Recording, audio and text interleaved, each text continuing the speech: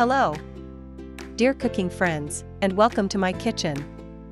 I'm so excited you're here today because I'm sharing 2 of my all-time favorite comfort food recipes that are perfect for a family dinner or a cozy night just staying at home with family. On the menu tonight, we have the most incredible garlic Parmesan roasted potatoes, perfectly crispy on the outside and fluffy on the inside. And to go with them, a classic, juicy, and flavorful homemade meatloaf that will have everyone asking for seconds.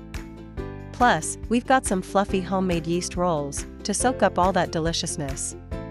This is the ultimate comfort meal, and I can't wait to show you just how easy it is to put together. So, grab your apron, and let's get cooking. First up, let's talk about these amazing garlic Parmesan roasted potatoes. Seriously, these are a game changer. They're savory, they're cheesy, and they have the perfect texture. The combination of garlic and Parmesan cheese creates a crust that is just irresistible. They're simple enough for a weeknight dinner, but also special enough to serve to my guests. Trust me, once you make these, they will become a staple in your home. Let's dive into what you'll need. For the ingredients, you'll want about 2 pounds of Yukon Gold or red potatoes, cut into 1-inch cubes. You'll also need a 1/4 cup of olive oil, 4 cloves of minced garlic, or more if you're a garlic lover like me, and a 1/2 cup of freshly grated Parmesan cheese. Try not to use the pre-shredded kind, grating it yourself makes a huge difference in how it melts. Then, you'll need 1 teaspoon of dried Italian seasoning, a 1/2 teaspoon of table salt, and a 1/4 teaspoon of pure ground black pepper. For a finishing touch, grab 2 tablespoons of fresh chopped parsley. That's it. Simple ingredients for a truly spectacular side dish. Now for the cooking instructions. It's so very easy and simple to make. First, preheat your oven to 400 degrees Fahrenheit or 200 degrees Celsius. In a large mixing bowl, toss your cubed potatoes with the olive oil, minced garlic, Italian seasoning, salt, and pepper. Make sure every piece is evenly coated. Next, spread the potatoes in a single layer on a large or 2 medium-sized baking sheets. You don't want to crowd the pan, as that will steam the potatoes instead of roasting them. Bake for about 20 to 25 minutes, then take the cubed potatoes out of the oven and flip them over. Be careful, the pan will be very hot. Sprinkle the grated Parmesan cheese all over the potatoes, and then pop them back in the oven for another 10 to 15 minutes. You'll know they're done when they're golden brown, crispy, and the cheese is beautifully melted and slightly browned. A beauty to behold. Once the potatoes are out of the oven, garnish them with that fresh parsley, and they are ready to serve. Just look at how gorgeous these perfectly prepared and cooked potatoes are. The smell alone is heavenly. Now, let's move on to the star of the show, the perfect homemade meatloaf. Forget any dry, boring meatloaf you've had in the past. This recipe is packed with flavor, it's incredibly moist. And it's topped with a tangy, sweet glaze that caramelizes beautifully in the oven. It's the kind of classic dish that brings everyone to the dinner table. It's hearty, satisfying, and pure comfort food. This recipe has been passed down in my family, and I've tweaked it over the years to make it absolutely perfect. All my family and friends just love the taste. I'm so excited to share it with you. Let's gather our ingredients for this amazing meatloaf. You'll need 2 pounds of ground beef. I like to use an 80-20 blend for the best flavor and moisture. You'll also need 1 medium-sized white or yellow onion, finely chopped, 2 cloves of minced garlic, and 1 cup of breadcrumbs. I prefer using panko breadcrumbs for a lighter texture, but regular breadcrumbs also will work just fine. Then, grab a 1/2 cup of milk, 2 large eggs, slightly beaten, 2 tablespoons of Worcestershire sauce, 1 teaspoon of table salt, and a 1/2 teaspoon of pure ground black pepper. Now for that delicious glaze. You'll mix together a 1/2 cup of ketchup, a 1/4 cup of packed brown sugar, and 1 tablespoon of apple cider vinegar. This glaze is the secret to a truly unforgettable meatloaf. Alright, let's put it all together. Preheat your oven to 350 degrees Fahrenheit or 175 Celsius. In a large mixing bowl, combine the ground beef, chopped onion, minced garlic, breadcrumbs, milk, eggs, Worcestershire sauce, table salt, and pure ground pepper.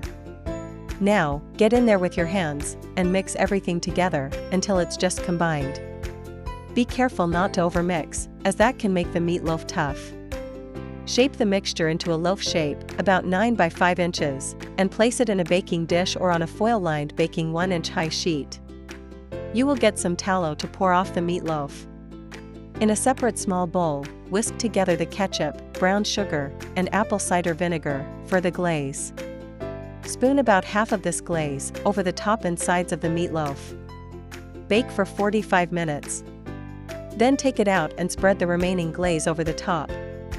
Put it back in the oven and bake for another 15 to 20 minutes, or until the meatloaf is cooked through and the internal temperature reaches 160 degrees Fahrenheit. Let it rest for about 10 minutes before slicing. This allows the juices to redistribute, keeping it super moist.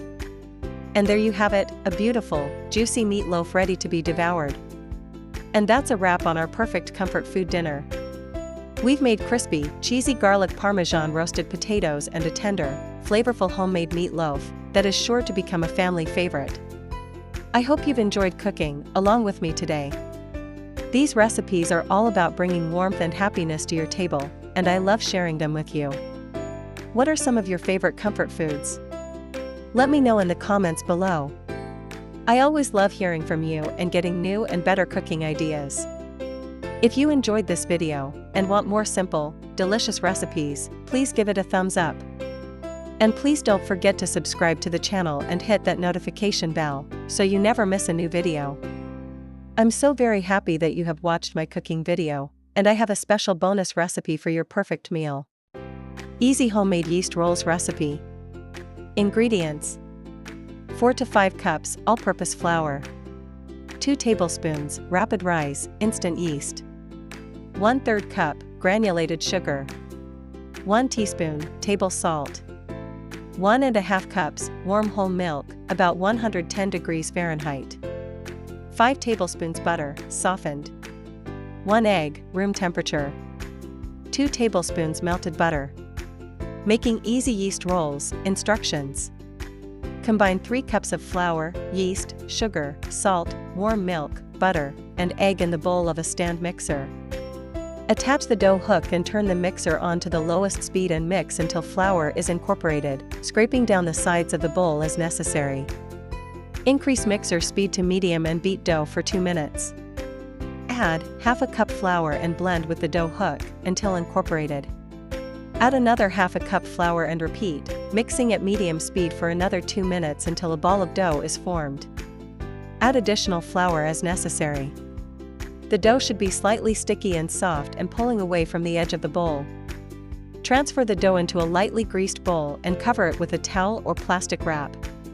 Let the bread dough in the covered bowl rise for 30 minutes at room temperature. Remove the towel or plastic wrap and deflate the dough by punching down lightly. Pinch off pieces of the dough and form 24 rolls. You can weigh them to keep the rolls close to the same size. Mine were about 2 ounces each, but this will vary depending on how much flour you added. Transfer the rolls to a lightly greased quarter baking sheet or 9 by 13 baking dish. Cover with a towel or plastic wrap and let rise for an additional 30 minutes at room temperature. Preheat oven to 375 degrees. Bake the rolls for 12 to 15 minutes or until golden brown and cooked through. If the rolls are getting too brown, just tent the rolls with foil. Remove rolls and brush hot rolls with the melted butter. Serve immediately or store cooled rolls in a plastic bag for up to 3 days. Thank you so much for joining me in my kitchen today. Until next time, happy cooking!